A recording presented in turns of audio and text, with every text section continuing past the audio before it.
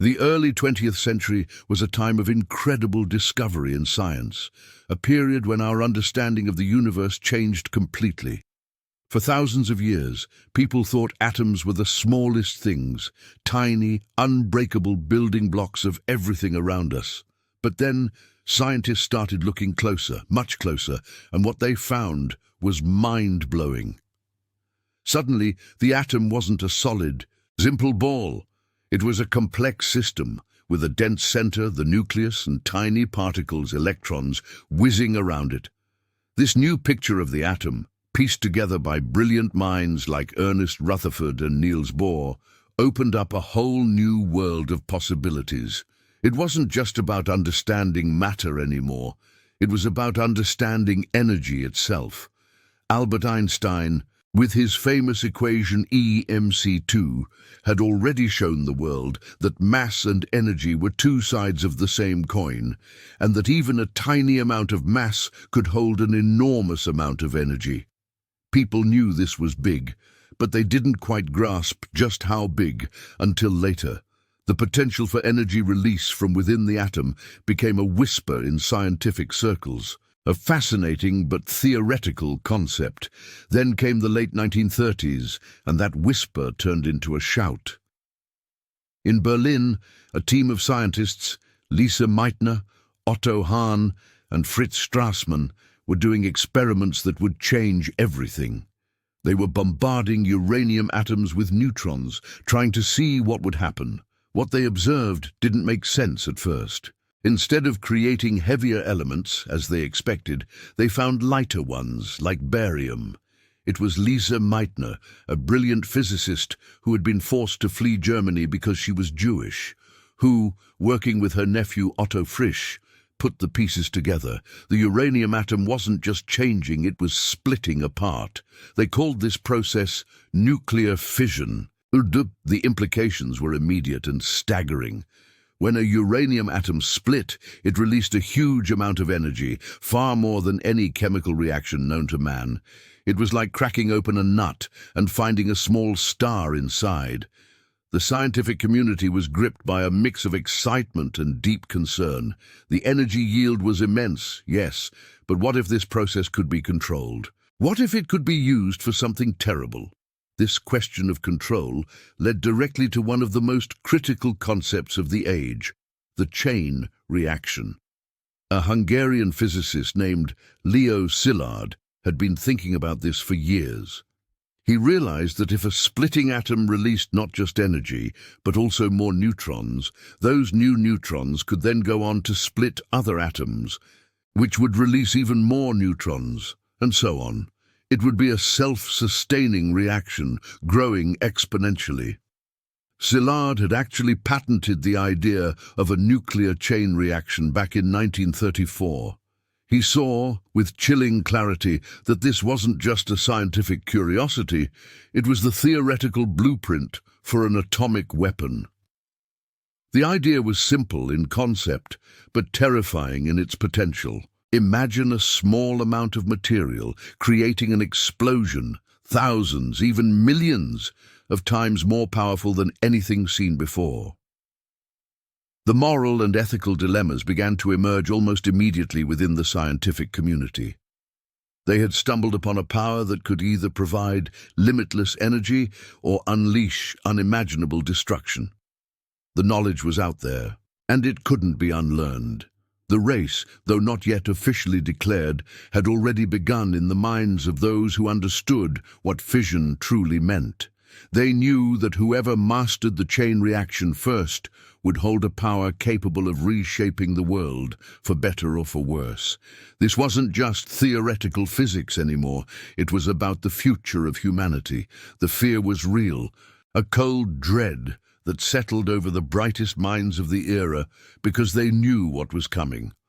They understood that this discovery wasn't just another scientific milestone, it was a turning point, a dividing line between the old world and a new, more dangerous one. The scientific underpinnings for the most destructive weapon ever conceived were now firmly in place, waiting for the right, or perhaps the wrong, circumstances to be realized. and those circumstances were rapidly taking shape across the globe. The world was changing fast, and not for the better.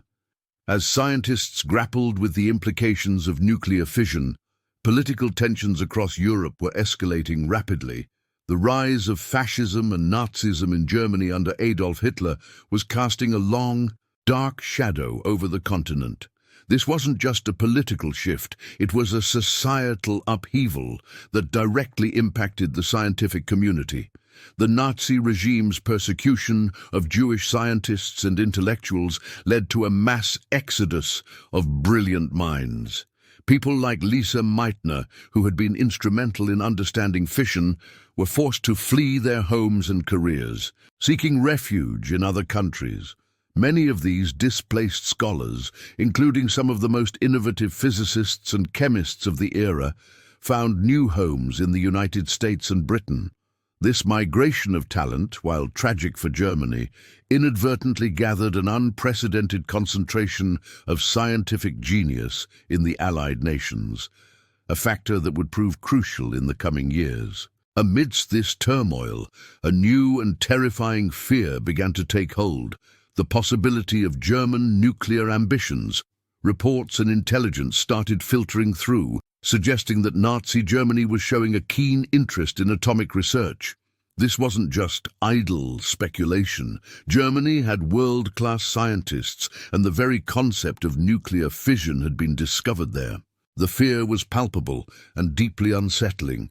What if the Nazis, with their aggressive expansionist ideology and utter disregard for human life, were to develop such a weapon first?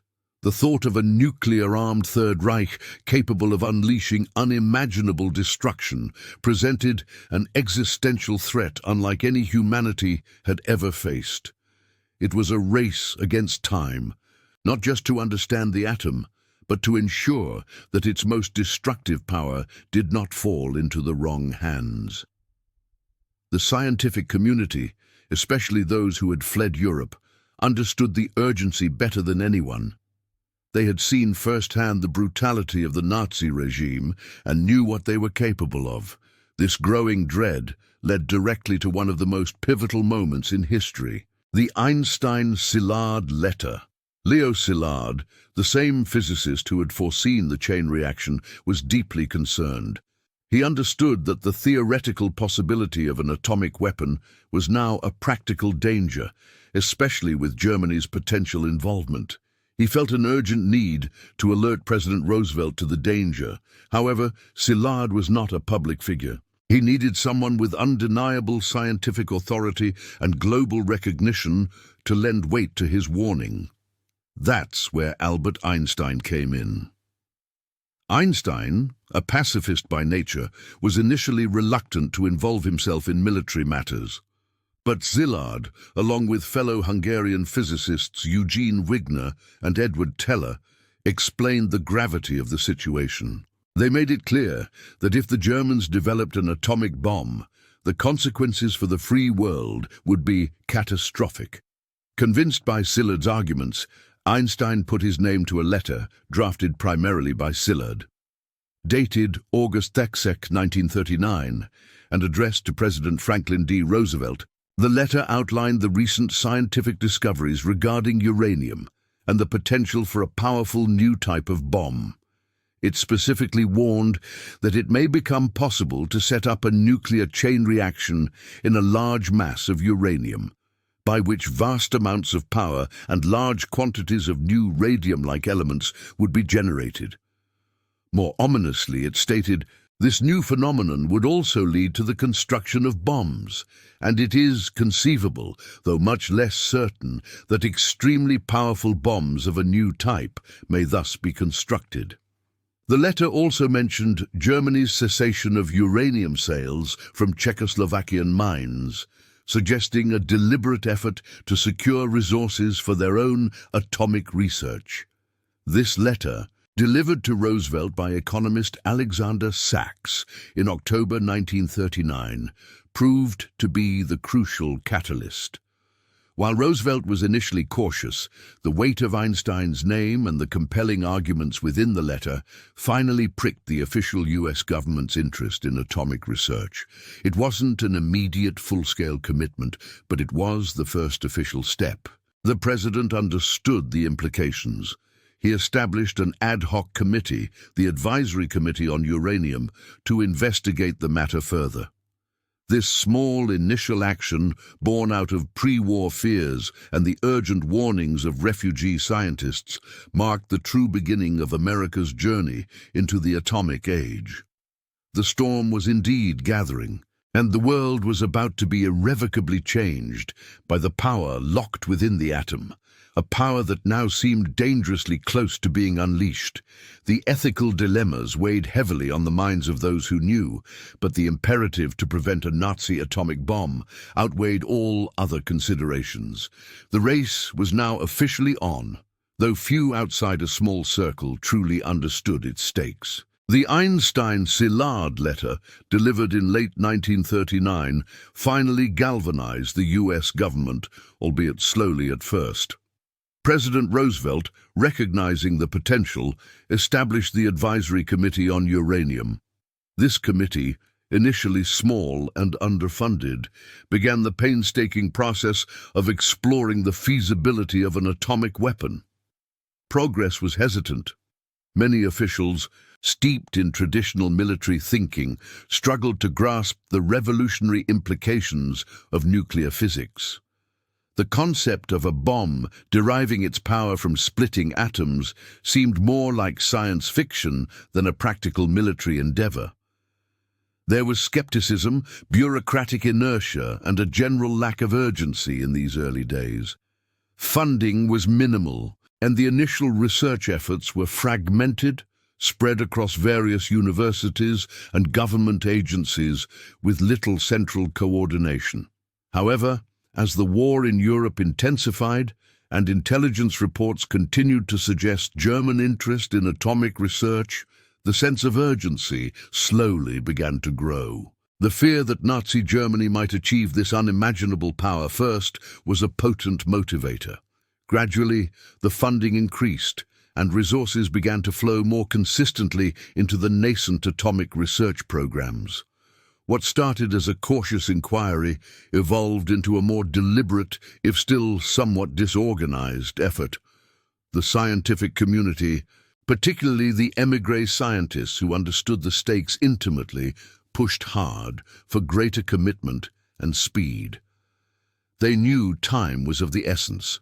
By 1942, the project had grown significantly, demanding a level of secrecy and organization unprecedented for a scientific undertaking.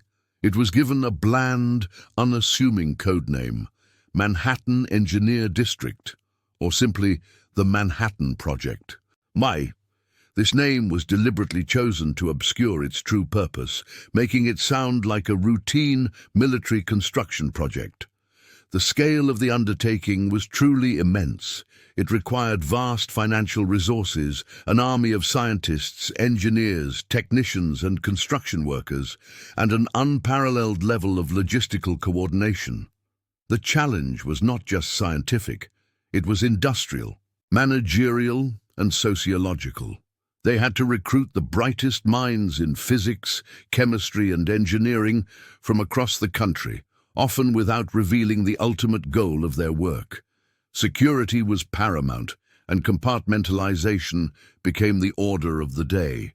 Each scientist or team knew only their specific piece of the puzzle, preventing anyone from having a complete picture of the bomb's design or the project's full scope. This extreme secrecy was a heavy burden, but it was deemed essential to prevent leaks to the Axis powers. The early stages of the Manhattan Project saw critical research being conducted at several key sites. The University of Chicago's Metallurgical Laboratory became a focal point. Here, under the brilliant leadership of Italian physicist Enrico Fermi, scientists worked on achieving a self-sustaining nuclear chain reaction. Fermi, a Nobel laureate who had fled fascist Italy, was a pivotal figure. His team's efforts culminated in the historic achievement of Chicago Pile 1 in December 1942, the world's first sustained nuclear chain reaction. This was a monumental breakthrough, proving that the theoretical possibility of harnessing atomic energy was indeed practical. It moved the project from pure theory to tangible demonstration, injecting a massive dose of confidence into the entire endeavor. Meanwhile, at Columbia University in New York City, other teams focused on the challenging problem of isotope separation. Natural uranium contains only a small percentage of uranium-235, the fissile isotope needed for a bomb. Separating this rare isotope from the more common uranium-238 was an incredibly complex and energy-intensive process. Scientists explored various methods, including gaseous diffusion and electromagnetic separation, laying the groundwork for the massive industrial plants that would later be built to produce enriched uranium. These early efforts, though slow and experimental, were absolutely vital. Concurrently, research into plutonium production was also beginning. Plutonium, a synthetic element, was discovered to be another fissile material that could be used in a bomb. However, it did not exist in nature in significant quantities. Scientists realized it could be produced by irradiating uranium-238 in nuclear reactors. This meant designing and building entirely new types of reactors, a task that presented enormous engineering and safety challenges. The nascent stages of this research were complex, requiring a deep understanding of neutron physics and chemical separation techniques. These diverse research threads, though initially separate, were all converging on the same terrifying goal: the creation of an atomic weapon. The Manhattan Project was moving from a concept to a concrete, if still highly theoretical, reality. The initial skepticism had given way to a grim determination, fueled by the terrifying prospect of what Hitler might achieve if left unchecked. The world was on the cusp of an unimaginable technological leap, driven by the darkest forces of war. The project's scope, however, demanded more than just scientific breakthroughs and industrial scale. It needed a leader capable of uniting disparate scientific minds and driving them towards an unprecedented goal. This is where J. Robert Oppenheimer entered the picture, a figure whose brilliance was matched only by his complex personality. Oppenheimer was a theoretical physicist of incredible renown, with a sharp intellect and a wide range of interests, including Eastern philosophy and poetry. He had made significant contributions to quantum mechanics and astrophysics during his academic career, earning a reputation as a gifted teacher and a profound thinker.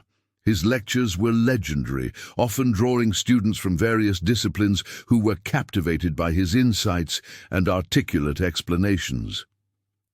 Despite his academic prowess and undeniable genius, Oppenheimer was initially viewed with some reservation by military intelligence.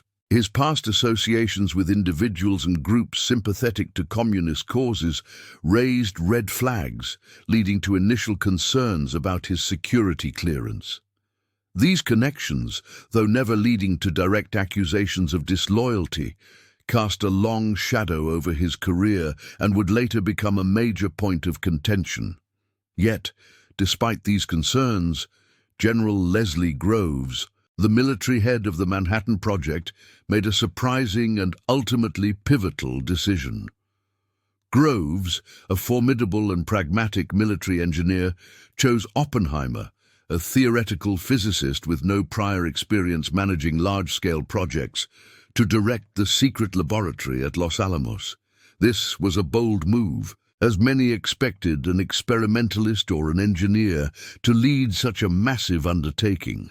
Groves, however, saw something unique in Oppenheimer, a rare combination of intellectual depth, charisma, and a profound understanding of the theoretical problems at hand. He believed Oppenheimer possessed the vision and intellectual authority to command the respect of the world's leading scientists and unify their efforts. Oppenheimer's vision for Los Alamos was clear.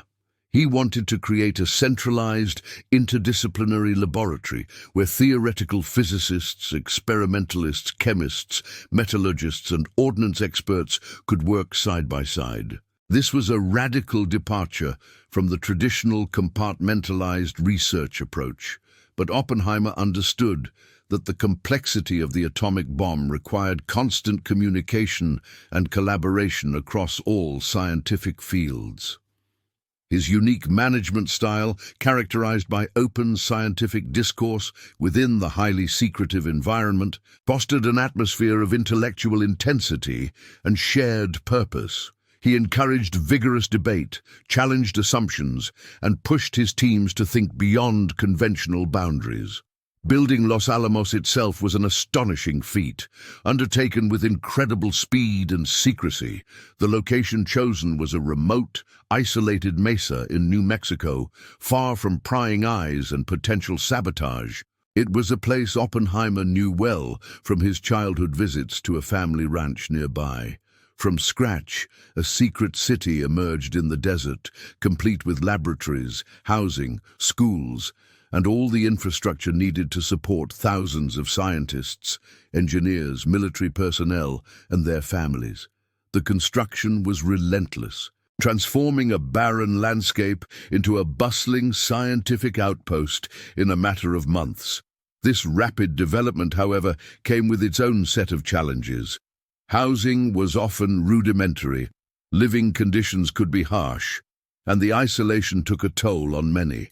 Maintaining morale in such a remote and secretive environment was a constant struggle.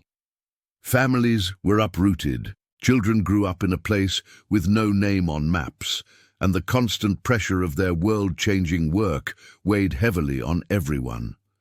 Despite these difficulties, Oppenheimer's leadership was crucial.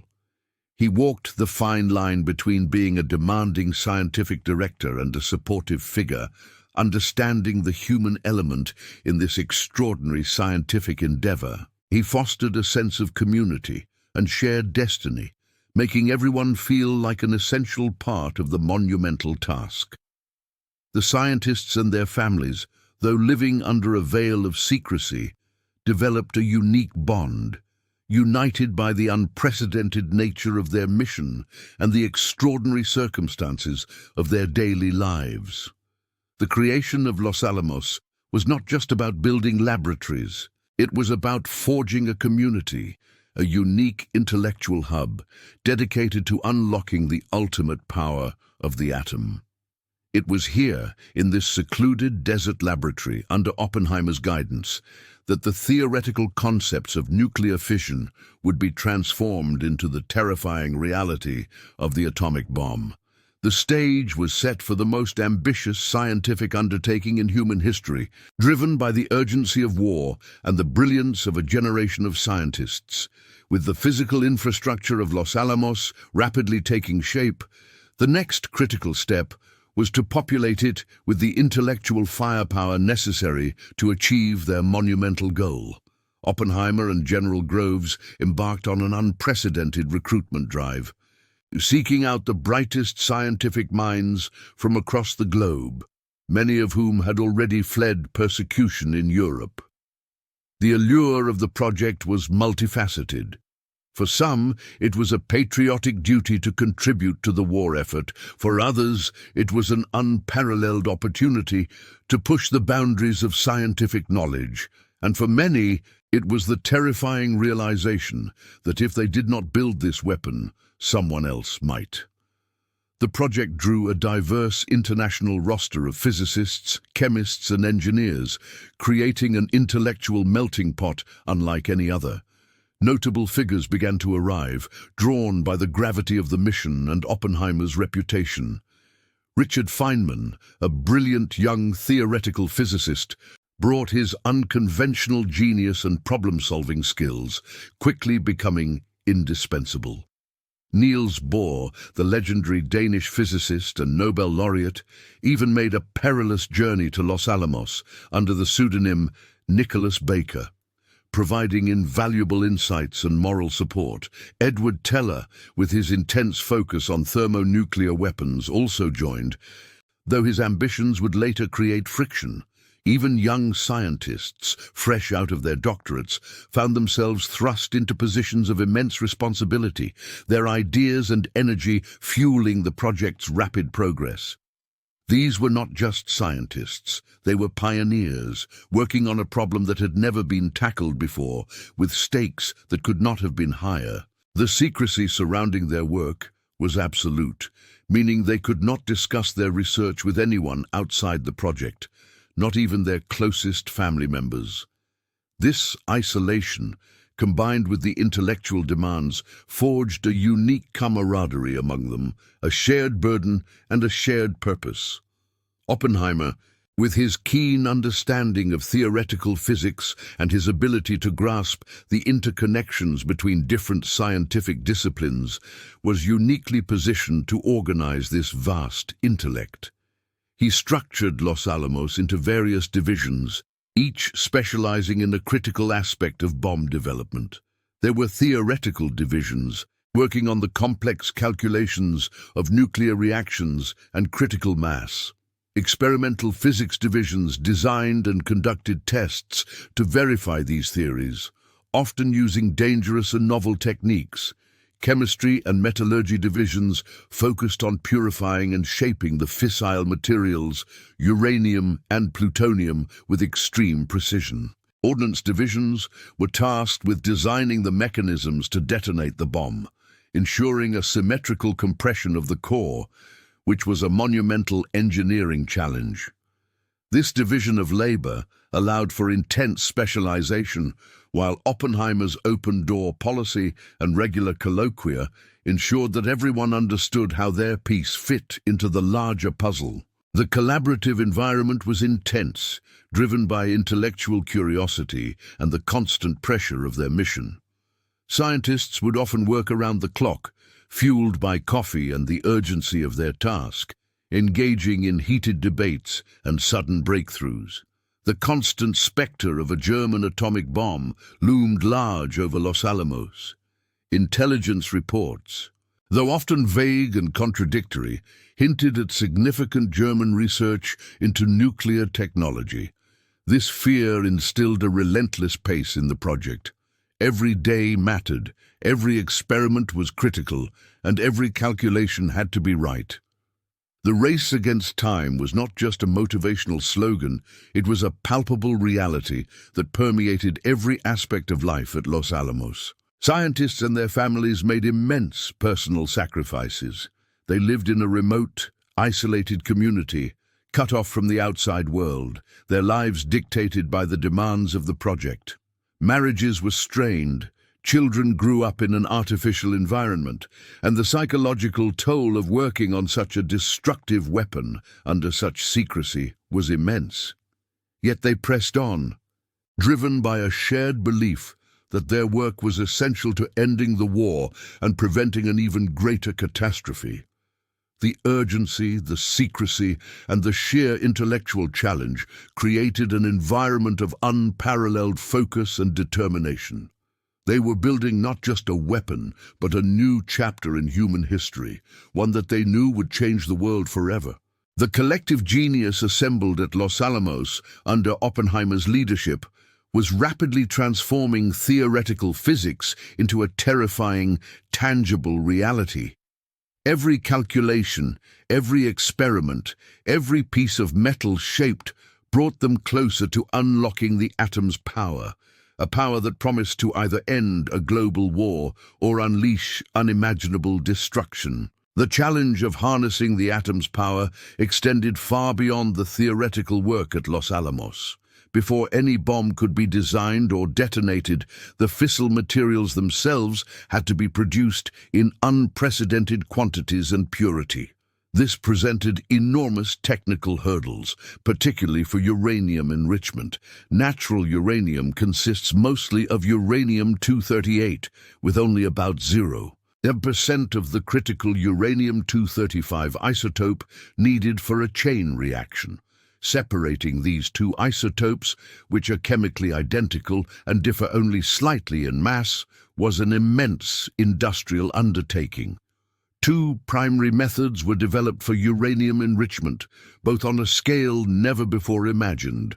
The first, gaseous diffusion, involved converting uranium into a gas, uranium hexafluoride, and then forcing it through thousands of porous barriers. The lighter uranium-235 molecules would pass through slightly faster than the heavier uranium-238, gradually enriching the mixture. This process required massive, sprawling plants, consuming vast amounts of electricity and requiring countless stages to achieve the necessary enrichment levels. The K-25 plant at Oak Ridge, Tennessee, became a colossal symbol of this effort. A labyrinth of pipes and pumps stretching over 44 acres, the largest building in the world at the time. Its construction and operation were a testament to industrial might, requiring specialized materials to resist the corrosive uranium hexafluoride and an army of engineers and technicians to manage its complex systems. Simultaneously, another method, electromagnetic separation, was pursued with equal vigor. This involved using powerful magnets to bend the paths of ionized uranium atoms. The lighter uranium-235 ions would bend more sharply, allowing for their collection. Giant machines, known as calutrons, derived from Ernest Lawrence's cyclotron technology, were built at the Y-12 plant, also in Oak Ridge.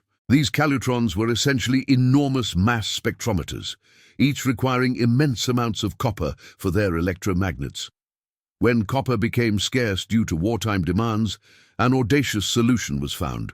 Silver from the U.S. Treasury's vaults was borrowed and formed into bus bars, conducting electricity to the magnets. The image of billions of dollars worth of silver being used for industrial purposes highlights the extraordinary measures taken.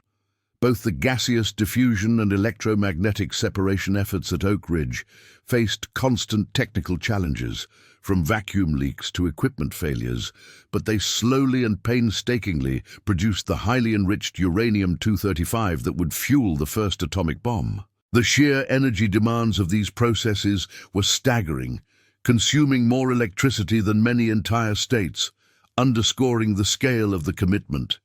Beyond uranium, another fissile material, plutonium, emerged as a promising alternative. Plutonium-239 does not occur naturally in significant quantities. It must be created synthetically by bombarding uranium-238 with neutrons in a nuclear reactor. This realization led to the establishment of the Hanford site in Washington state, another monumental construction project. Here, massive graphite-moderated reactors were built along the Columbia River. These reactors were engineering marvels designed to sustain a controlled nuclear chain reaction, converting uranium into plutonium. The heat generated by these reactions was immense, requiring vast quantities of river water for cooling.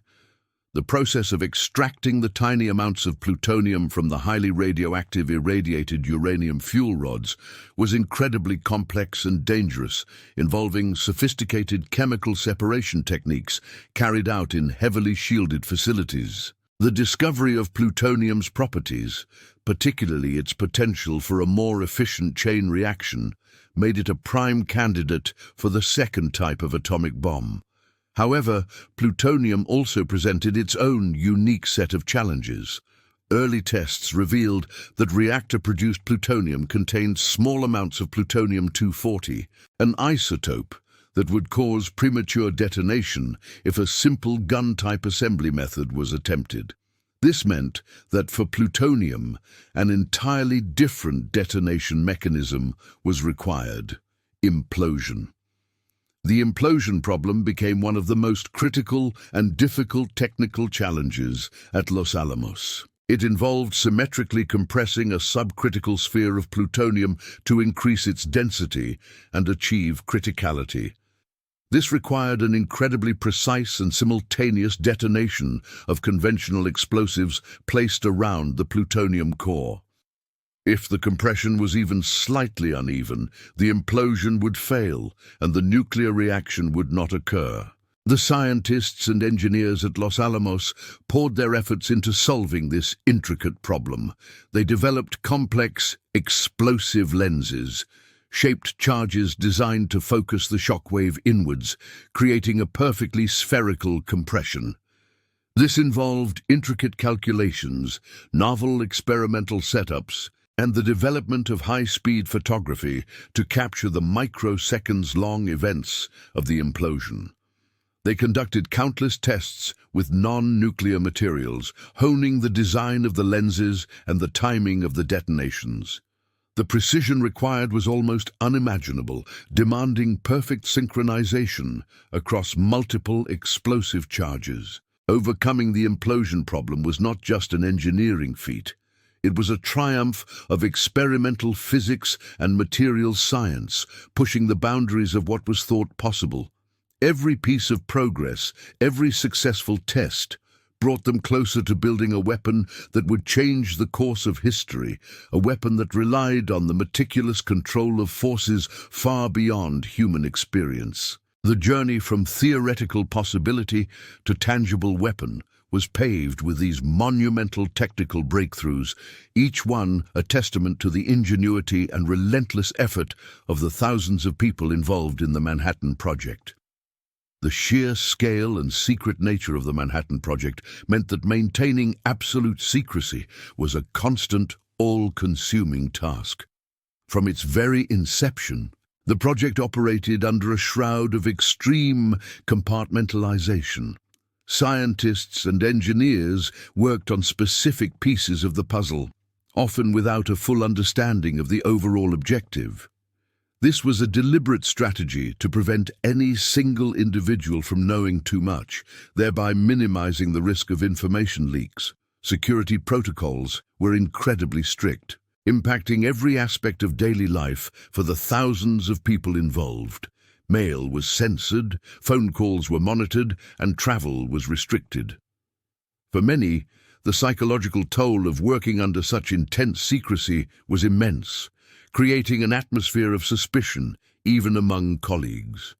They were building something world-changing, yet they couldn't speak about it to their families, their friends, or even each other in any meaningful way outside of their immediate work groups. This isolation, combined with the pressure of their monumental task, forged a unique and often strained community in places like Los Alamos, Oak Ridge, and Hanford. However, despite these unprecedented security measures, the project was not impenetrable. Unbeknownst to the American and British authorities at the time, Soviet intelligence had successfully penetrated the Manhattan Project. This was not a simple matter of industrial espionage. It was a sophisticated operation that involved dedicated agents and ideologically motivated individuals who believed their actions served a greater good, or at least a different good, than the one the Allied powers envisioned. Key spies within the project provided Moscow with crucial information, significantly accelerating the Soviet Union's own atomic weapons program. One of the most damaging of these agents was Klaus Fuchs, a German-born theoretical physicist who had fled Nazi Germany and worked on the British atomic bomb project before being transferred to Los Alamos. Fuchs was a brilliant scientist who had access to some of the most sensitive information regarding bomb design, including details about the implosion mechanism and the critical mass calculations. He was motivated by strong communist sympathies, believing that the atomic bomb should not be an exclusive possession of the Western powers. He systematically passed on detailed scientific data to his Soviet handlers, providing them with blueprints and calculations that would have taken their own scientists years to discover independently. Another significant figure was David Greenglass, a machinist who worked at Los Alamos. He was recruited by his brother-in-law, Julius Rosenberg, and his wife, Ethel Rosenberg, who were also Soviet agents. Green glass provided sketches and descriptions of high-explosive lenses and other components of the bomb. While perhaps not as scientifically detailed as Fuchs's contributions, his information still offered valuable insights into the practical aspects of bomb construction. Other, less well-known individuals also contributed to this flow of information, painting a picture of a pervasive, albeit often fragmented, espionage network. The extent of the intelligence leaked to the Soviet Union was truly staggering. Documents and scientific papers copied by these spies provided the Soviets with a significant head start. They didn't have to start from scratch. They had a roadmap. This dramatically reduced the time it took for the Soviet Union to develop its own atomic bomb, leading to their first successful test in 1949, far earlier than many American officials had anticipated. The impact of this espionage was profound and long-lasting. It directly accelerated the onset of the Cold War arms race, transforming what might have been a prolonged period of American nuclear monopoly into a much shorter window. The rapid acquisition of nuclear weapons by the Soviet Union created a dangerous geopolitical landscape characterized by mutual suspicion and the constant threat of nuclear annihilation, the betrayal felt by many within the project. Especially after the revelations of Soviet espionage came to light years later, was immense. Scientists who had poured their lives into creating this weapon for their country suddenly realized that their work had been compromised, and their secrets had been handed over to a burgeoning adversary.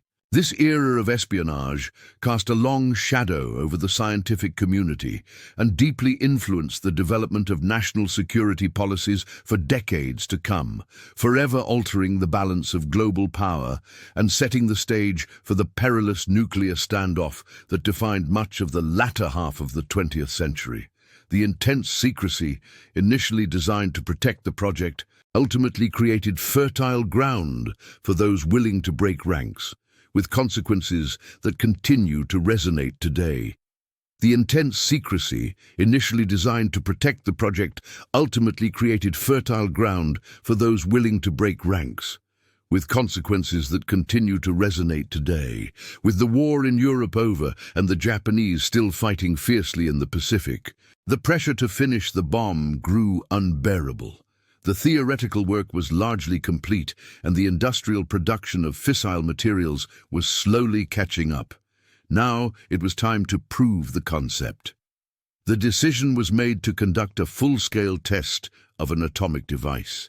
This would be the Trinity Test, a moment that would forever change human history. The remote Alamogordo desert site in New Mexico was chosen for its isolation and vast, empty spaces.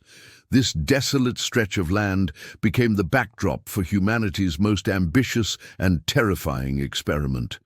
The assembly of the Gadget, as the first atomic device was affectionately yet chillingly called, was a painstaking process. It wasn't a bomb ready for deployment. Rather, it was a complex apparatus designed to confirm the theoretical calculations and prove that a chain reaction could indeed be sustained and controlled to produce an explosion of unprecedented power. Hundreds of scientists, engineers, and military personnel converged on the site, working tirelessly under extreme secrecy and pressure. Every wire, every component, every calculation had to be perfect. The meticulous planning involved not just the assembly of the device, but also extensive safety measures, observation bunkers, and instrumentation to capture every shred of data from the impending explosion. They were preparing for the unknown, an event that defied all prior human experience. The pre-dawn hours of July 16, 1945, were filled with a tense, almost spiritual silence. Scientists and military leaders gathered in bunkers miles away from ground zero, their faces a mixture of anticipation and dread. The desert air was still and cool, the stars shining with an indifferent brilliance. As the countdown began, the tension was palpable. Oppenheimer, standing in a control bunker, held onto a post, his face etched with anxiety. He had gambled everything on this moment. Then at precisely 5:29:45 a.m. Mountain War Time, the desert was consumed by an unearthly light. It was an explosion of immense power, a blinding flash that lit up the pre-dawn sky brighter than 1,000 suns, instantly incinerating the steel tower on which the Gadget had rested. The heat was scorching even miles away, and then came the roar, a thunderous sound that echoed across the vast desert, followed by a shockwave that knocked some observers off their feet. What followed was the mushroom cloud, a towering, terrifying column of smoke and debris that rose miles into the atmosphere, twisting and boiling, a dark, ominous symbol against the brightening sky. Its symbolic significance was immediate and profound. This was not just another bomb, it was a new force, a new era. The world had irrevocably changed. The scientists' reactions were a complex mixture of awe, terror, and profound realization. Many were stunned into silence. Some cheered, relieved that their years of intense labor had not been in vain. Others openly wept. I. Rabi, a Nobel laureate, famously said, "At first, I had a feeling of elation. Then I thought of the human race." Oppenheimer, witnessing the spectacle he had brought into being, quoted from the Bhagavad Gita, "Now I am become death, the destroyer of worlds." His voice reportedly was quiet, almost detached. He understood perhaps more deeply than anyone else present the gravity of what they had unleashed. Enrico Fermi, ever the pragmatic physicist, conducted a simple experiment. He dropped small pieces of paper as the shockwave passed, using their displacement to estimate the energy yield of the blast. His calculation, roughly 20 kilotons of TNT, confirmed the unprecedented power of the device. The immediate understanding among those present was that they had ushered in a new, terrifying age. The weapon they had created was not just a bigger bomb. It was something fundamentally different, capable of destruction on a scale previously unimaginable. It was clear that warfare, geopolitics, and indeed humanity's very existence would never be the same. The implications of that desert morning would ripple outward, shaping the rest of the 20th century and beyond, forever casting a shadow of both immense power and existential dread over the world. The Trinity Test was not just a scientific success, it was a cosmic shift. The blinding flash and the earth-shaking roar of the Trinity Test had barely faded when a new, equally profound challenge emerged. Franklin D. Roosevelt, the charismatic leader who had guided America through the Depression and most of World War II, had died suddenly in April 1945, just months before the bomb's first test. His successor, Harry S. Truman, was thrust into the presidency with little to no prior knowledge of the Manhattan Project. The weight of the world, and now the secret of an apocalyptic weapon, fell squarely on his shoulders. He inherited not just the war, but the ultimate decision of how to use this terrifying new power. Truman's initial briefings were stark. He was told about the atomic bomb's capabilities, its destructive force, and the immense resources poured into its creation. The reports from the Trinity Test confirmed its unprecedented power. Now he faced a choice that no leader in history had ever confronted: whether to unleash this weapon on a populated area. The immediate context for this decision was the ongoing war in the Pacific. Despite the defeat of Nazi Germany, Japan continued to fight with fierce determination, seemingly prepared to resist until the last man. The primary argument for using the atomic bomb was to end the war quickly and, in doing so, save American lives. Military strategists had projected horrific casualties for a conventional invasion of the Japanese mainland, potentially millions on both sides. The island-hopping campaigns had shown the fanaticism of Japanese resistance, with battles like Okinawa resulting in massive losses. Using the atomic bomb, proponents argued, would shock Japan into immediate surrender, bypassing a costly and protracted invasion. It was seen as a way to avoid the bloodbath that an invasion would surely entail. There was also a strong desire to demonstrate American power, not only to Japan, but also to the Soviet Union, whose post-war intentions were already beginning to concern some American leaders. A decisive show of force could deter future aggression and establish America's dominance in the emerging global order. However, the decision was not without its fierce internal debates and ethical quandaries.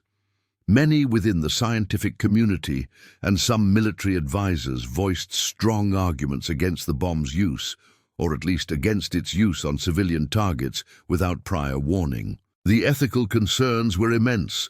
Targeting cities with their dense civilian populations raised fundamental questions about the morality of modern warfare. Critics argued that such an act would be a grave violation of humanitarian principles, setting a dangerous precedent for future conflicts.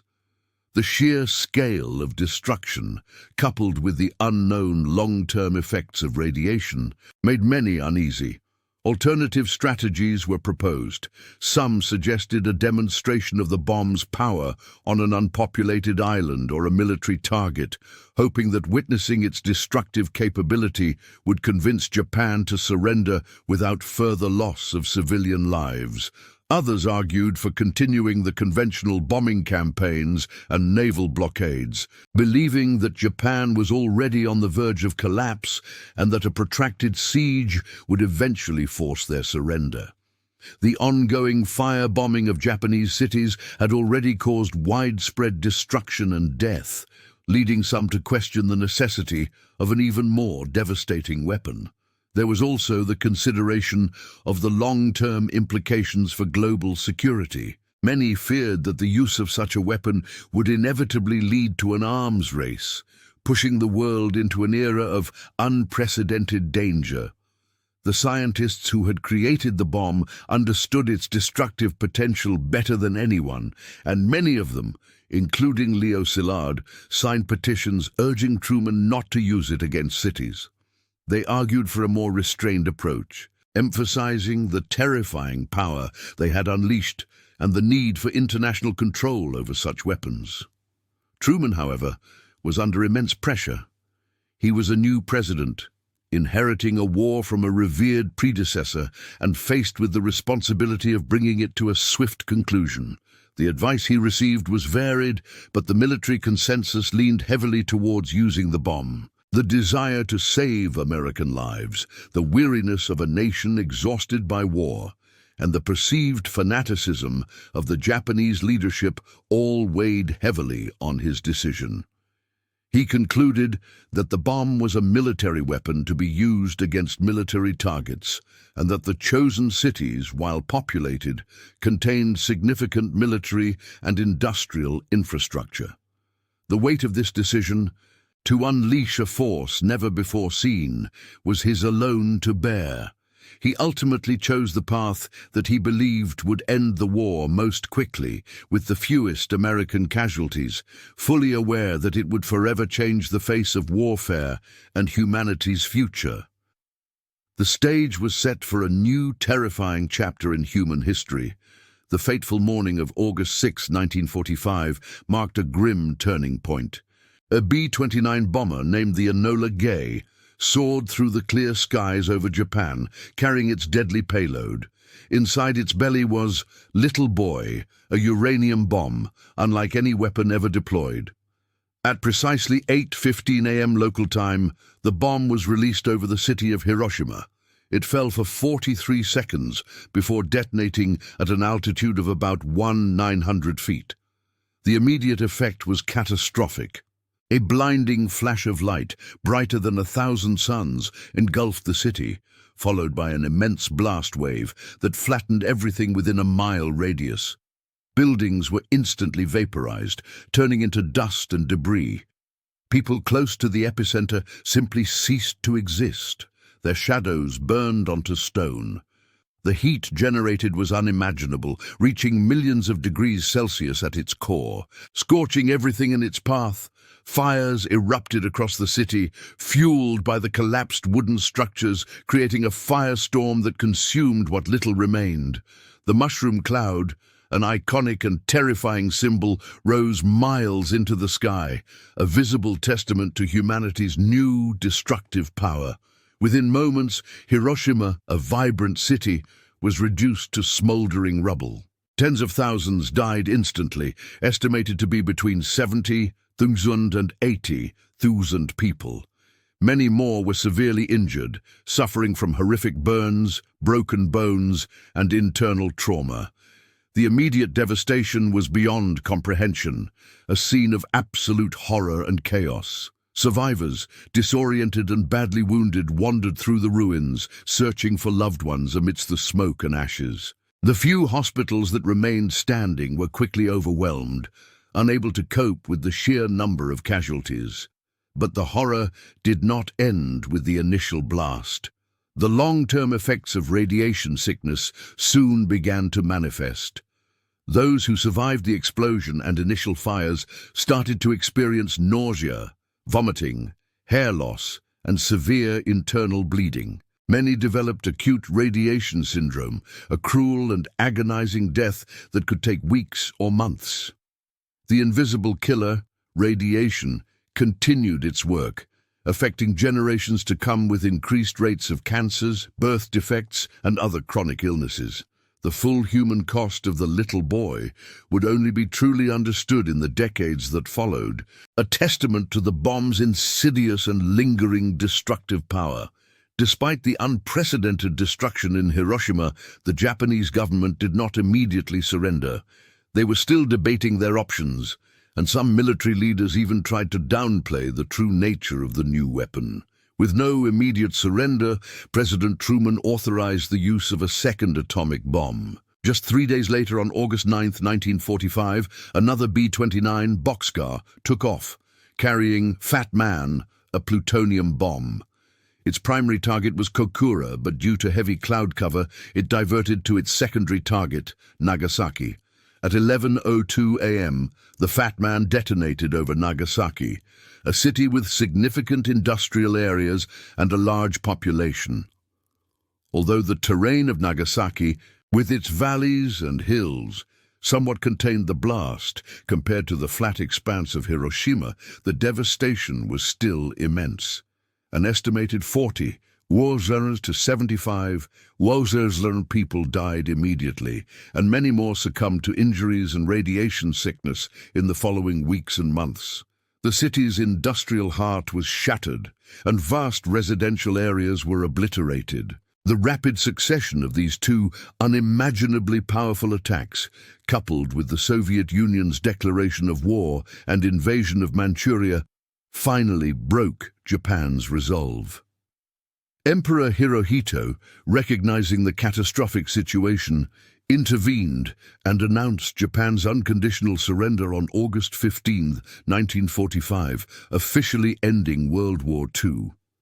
The world reacted with a mix of shock, horror, and a profound sense of relief that the war was finally over. The use of the atomic bombs ushered in a new understanding of warfare, one where humanity possessed the means to annihilate itself. The images from Hiroshima and Nagasaki, though initially censored, slowly began to emerge, revealing the unspeakable suffering and destruction. It marked not just the end of the most devastating war in history, but also the beginning of the nuclear age, an era defined by the terrifying potential for global annihilation. International relations were irrevocably changed. The United States, now possessing this ultimate weapon, emerged as a dominant global power. However, the very existence of such a destructive force immediately created new tensions and fears. The Soviet Union, a wartime ally, quickly recognized the strategic implications and accelerated its own atomic weapons program, setting the stage for the Cold War. The bombings forced humanity to confront the ethical implications of scientific advancement and the moral responsibility that came with such power. The memory of Hiroshima and Nagasaki would forever serve as a stark warning, a silent scream from the past, reminding the world of the catastrophic consequences of unleashing the atomic genie from its bottle. The bombings closed one chapter of conflict, but opened another, far more dangerous one, where the shadow of nuclear war would loom large over generations to come. The immediate aftermath of the atomic bombings brought a wave of introspection, especially among the scientists who had created the weapons. J. Robert Oppenheimer, the scientific director of the Los Alamos laboratory, found himself at the epicenter of this moral reckoning. His initial elation at the success of the Trinity Test and the subsequent end of the war quickly gave way to a deep-seated unease about the implications of his work. He became a prominent voice, advocating for international control of nuclear weapons, believing that such destructive power could not be left to individual nations. Oppenheimer argued passionately that the bomb transcended national interests and required a global solution to prevent its future use. His public statements often carried a tone of somber reflection, a stark contrast to his earlier scientific fervor. He transformed from the architect of the atomic age to one of its most eloquent cautionary figures, warning against the dangers of an uncontrolled arms race and the potential for humanity's self-destruction. This shift in Oppenheimer's stance was not unique among the scientific community. Even before the bombs were dropped, a group of scientists, led by James Franck, had drafted what became known as the Franck Report. This document, submitted to the U.S. government in June 1945, urged against the unannounced use of the atomic bomb on moral grounds. They argued that dropping the bomb without warning would create a global backlash and make future international arms control agreements impossible. These scientists proposed a demonstration of the weapon's power in an unpopulated area, hoping to shock Japan into surrender without incurring massive civilian casualties. Their concerns were rooted in a profound understanding of the weapon's destructive potential and a fear of the moral precedent its use would set. The report highlighted the deep internal conflicts within the scientific community, where the race to build the bomb was often tempered by a growing awareness of its ethical ramifications. Many scientists felt a profound sense of responsibility, not just for the creation of the bomb, but for its ultimate deployment and the future it heralded. The use of the atomic bomb irrevocably altered the global geopolitical landscape, ushering in the era of the Cold War. The United States, having demonstrated its unparalleled military might, emerged from World War II as the dominant superpower. However, this dominance was immediately challenged by the Soviet Union, which quickly recognized the strategic imperative of developing its own atomic weapons. The bombings accelerated the Soviet nuclear program, transforming a wartime alliance into a tense ideological standoff. This emerging rivalry between the US and the Soviet Union would define international relations for the next half-century, marked by an unprecedented nuclear arms race. Other nations, witnessing the devastating power of the atomic bomb, also began to pursue their own nuclear ambitions, leading to a proliferation that further complicated global security. The world was now locked in a precarious balance of power, where the threat of nuclear annihilation loomed large, shaping political decisions, military strategies, and cultural anxieties. The atomic bomb had not only ended one war, but had also ignited a new, potentially far more destructive form of conflict. Oppenheimer's outspoken advocacy for international control and his increasingly critical views on the arms race put him at odds with the burgeoning Cold War establishment. He found himself in a difficult position, caught between his scientific conscience and the demands of national security. His post-war career became a testament to the complex moral and political challenges faced by those who wielded scientific power. He believed that the scientific community had a unique role to play in educating the public and policymakers about the dangers of nuclear weapons, a role that often clashed with the prevailing political climate. His journey from celebrated wartime hero to a figure under suspicion would be a harsh lesson in the intersection of science, ethics, and power. The scientists who built the bomb, once united by a common purpose, now grappled with divergent visions for the future, fueling debates that continue to resonate today. The legacy of their work was not just the physical destruction it caused, but the profound moral questions it raised, questions that society continues to wrestle with in the nuclear age. The world had changed forever, and the architects of that change were among the first to grapple with its terrifying implications. Their reflections and regrets underscored the heavy burden of scientific responsibility, a burden that would weigh heavily on Oppenheimer in particular, as the political winds began to shift against him. The fear of nuclear war became a constant backdrop to daily life, a new kind of anxiety that permeated every aspect of global society. The immediate aftermath of the bombings was a time of profound reflection, a moment when humanity collectively understood that it had crossed a threshold from which there was no return. The genie was out of the bottle, and the struggle to control it had only just begun. The scientists who had unlocked the atom's power were among the first to understand the magnitude of what they had unleashed, and their warnings, though often unheeded, echoed through the halls of power, a stark reminder of the new reality. Oppenheimer's outspoken advocacy for international control and his increasingly critical views on the arms race put him at odds with the burgeoning Cold War establishment. He found himself in a difficult position, caught between his scientific conscience and the demands of national security. His post-war career became a testament to the complex moral and political challenges faced by those who wielded scientific power. He believed that the scientific community had a unique role to play in educating the public and policymakers about the dangers of nuclear weapons, a role that often clashed with the prevailing political climate. His journey from celebrated wartime hero to a figure under suspicion would be a harsh lesson in the intersection of science, ethics, and power. The scientists who built the bomb, once united by a common purpose, now grappled with divergent visions for the future, fueling debates that continue to resonate today. The legacy of their work was not just the physical destruction it caused, but the profound moral questions it raised, questions that society continues to wrestle with in the nuclear age. The world had changed forever, and the architects of that change were among the first to grapple with its terrifying implications. Their reflections and regrets underscored the heavy burden of scientific responsibility, a burden that would weigh heavily on Oppenheimer in particular, as the political winds began to shift against him.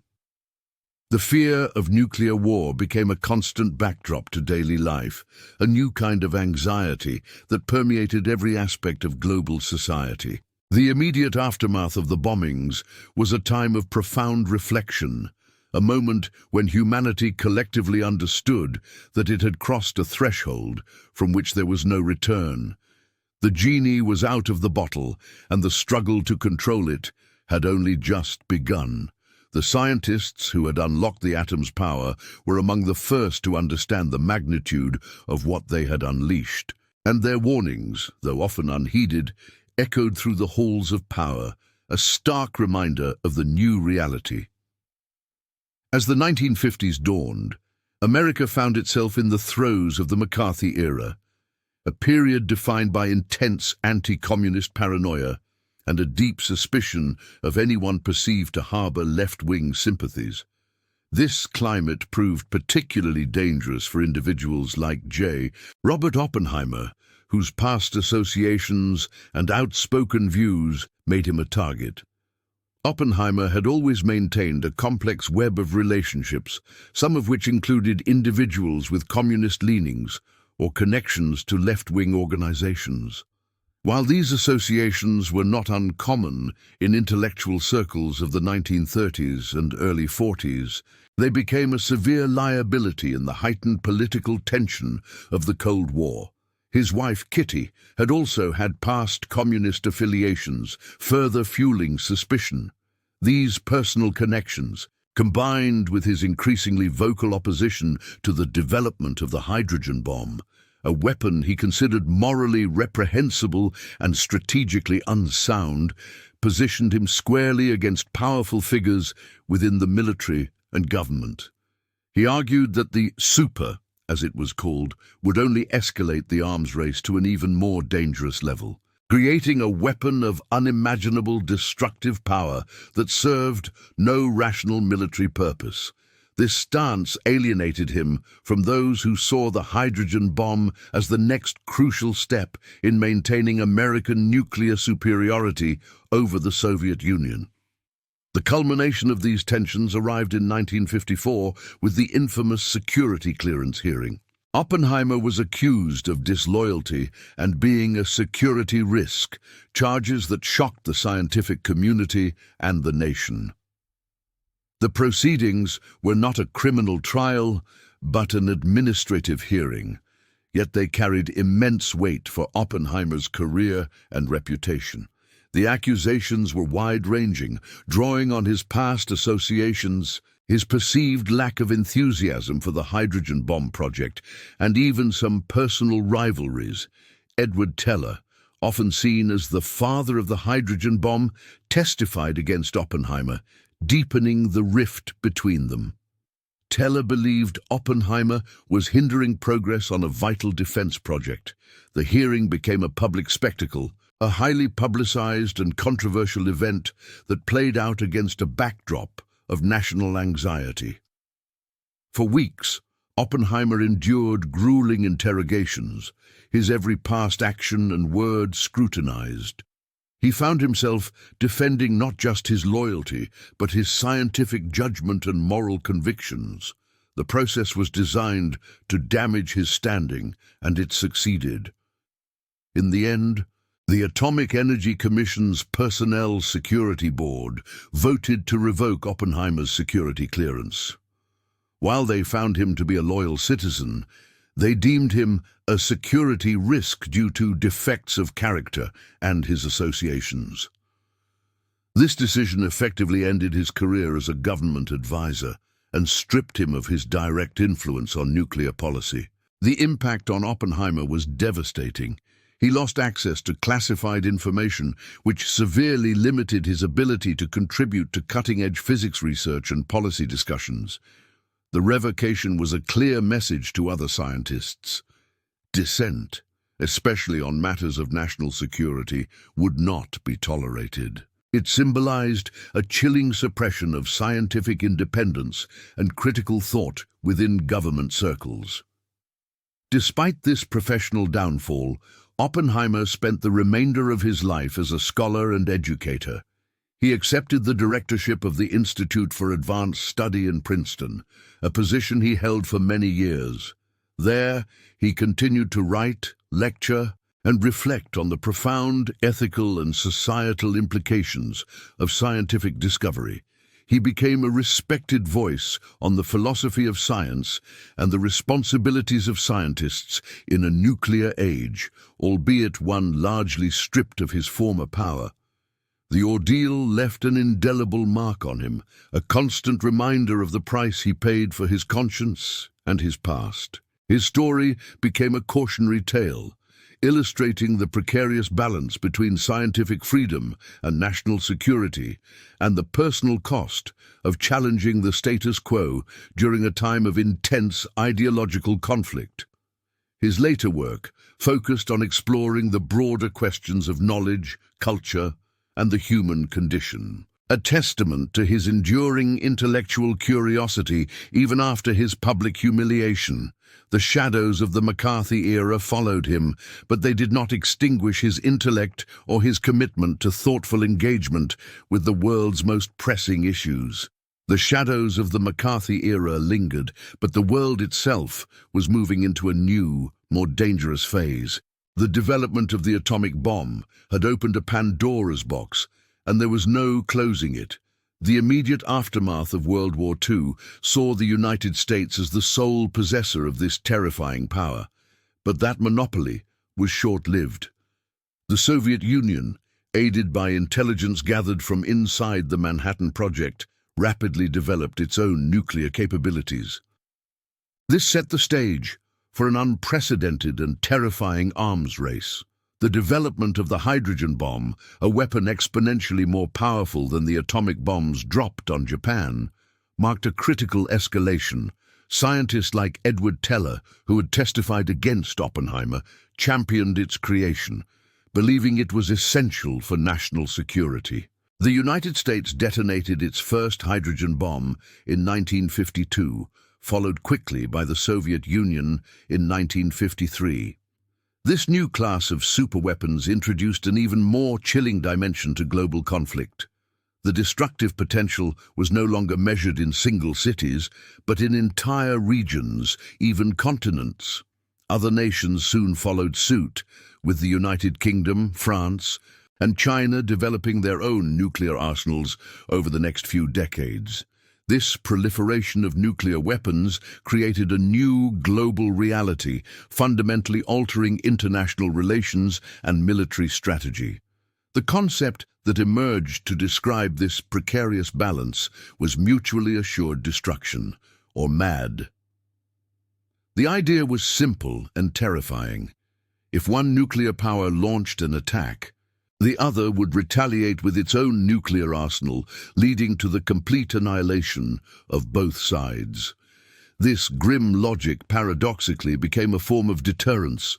No nation could realistically hope to win a nuclear war, as victory would mean their own destruction.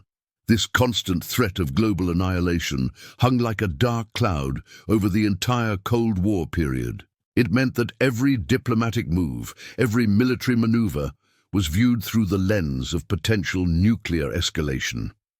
Leaders on both sides were acutely aware that a miscalculation, a moment of panic, could trigger a catastrophe that would end civilization as they knew it. Nuclear deterrence became the cornerstone of Cold War policies. Nations built vast arsenals, not with the intention of using them, but to ensure that no other nation would dare to use theirs. This fragile peace was maintained by an ever-present threat of unimaginable violence. It shaped alliances, fueled proxy wars in distant lands, and dictated foreign policy for decades.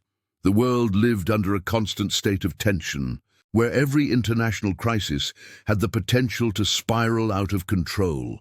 The Cuban Missile Crisis in 1962, for example, brought the world to the brink of nuclear war, a stark reminder of how close humanity was to self-destruction.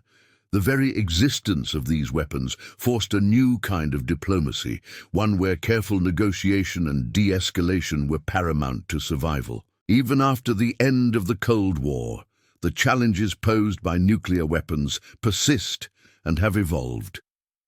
Non-proliferation efforts and treaties, such as the Nuclear Non-Proliferation Treaty, were established to prevent more countries from acquiring nuclear weapons. These agreements aim to limit the spread of nuclear technology and materials, recognizing the inherent danger of more nations having access to such destructive power.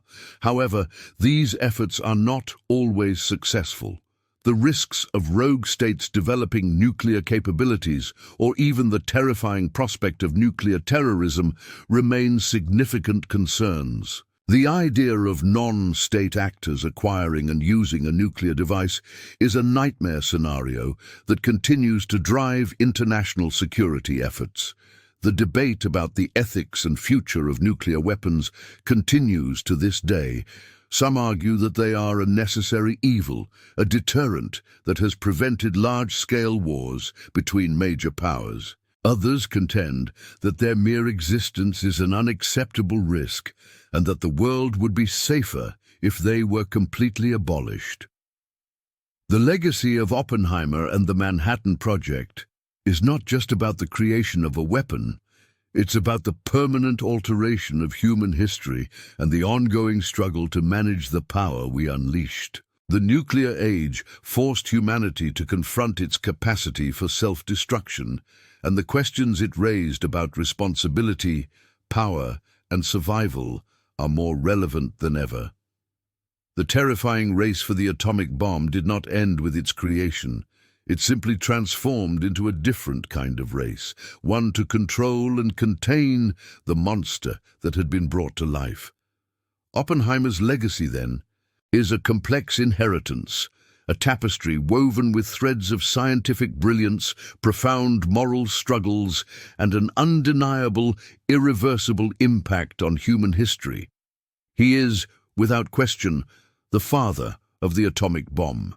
His genius, his ability to synthesize diverse scientific disciplines, and his leadership at Los Alamos were instrumental in bringing the project to fruition. The world we inhabit today, with its geopolitical landscape shaped by nuclear power, is a direct consequence of his work and the work of the thousands of men and women who toiled under his direction. The paradox lies in the fact that he created something so utterly destructive, yet he did so for what was perceived at the time as a greater good: to end a devastating world war and, crucially, to prevent Nazi Germany from acquiring such a weapon first. This act, born of a desperate wartime necessity, forever changed the nature of conflict and the very idea of human survival. But Oppenheimer was more than just a brilliant scientist. He was also a tragic hero, a figure whose personal struggles and moral awakening unfolded in the full glare of public scrutiny. The immediate aftermath of the Trinity Test and the bombings of Hiroshima and Nagasaki left an indelible mark on him. He saw firsthand the horrific reality of what he had helped create. His famous quote, "I am become death, the destroyer of worlds," was not a boast but a lament, a chilling acknowledgement of the power he had unleashed. This realization propelled him into a new role, that of a cautionary voice, an advocate for international control of nuclear weapons, and a man deeply troubled by the ethical implications of scientific discovery. He paid a heavy price for his creations and his convictions, ultimately facing public humiliation and the revocation of his security clearance during the McCarthy era. This ordeal was not just a personal tragedy for Oppenheimer. It was a symbolic moment that highlighted the dangers of suppressing scientific dissent and the complex relationship between science, politics, and national security. His enduring relevance lies in his role as a symbol of scientific responsibility, a reminder that genius, when unchecked by ethical considerations, can lead to unforeseen and catastrophic consequences. The lessons learned, and perhaps unlearned, from Oppenheimer's story continue to resonate today. The ongoing debate about the use of scientific knowledge is as fierce as ever. Where do we draw the line between scientific advancement and ethical responsibility? What are the moral obligations of scientists when their discoveries have the potential to reshape humanity, for better or worse? The Manhattan Project taught us that scientific progress, however groundbreaking, cannot exist in a vacuum. It is deeply intertwined with societal values, political agendas, and the very future of the planet. Scientists, more than ever, are called upon to consider the ethical implications of their work, to speak out when they see potential harm, and to engage in the broader public discourse about the direction of scientific research. The perpetual shadow of the atomic bomb remains. Its legacy for humanity is one of both fear and a fragile peace. It ushered in an era where the unimaginable became possible, where the power to destroy entire civilizations rests in the hands of a few. While the immediate threat of global nuclear war may have receded since the height of the Cold War, the dangers of proliferation, nuclear terrorism, and accidental escalation are ever present. Oppenheimer's story forces us to continually confront these realities. It compels us to ask difficult questions about power, responsibility, and the nature of human progress. The terrifying race for the atomic bomb may have ended with its creation and deployment, but the race to responsibly manage its existence, to understand its profound implications, and to prevent its use, continues without end. Oppenheimer's complex inheritance is our complex inheritance, a permanent reminder of the awesome power of human ingenuity and the enduring challenge of wielding it wisely. His life stands as a testament to the fact that some scientific achievements are so powerful, so transformative, that they forever alter the moral landscape of the world, leaving behind a legacy that is as awe-inspiring as it is terrifying. And so, the story of the atomic bomb is not just a chapter in history, it is a living, breathing testament to the profound choices humanity must make when confronted with its own capacity for creation and destruction. The questions Oppenheimer wrestled with are still our questions, and the answers remain as elusive and vital as ever.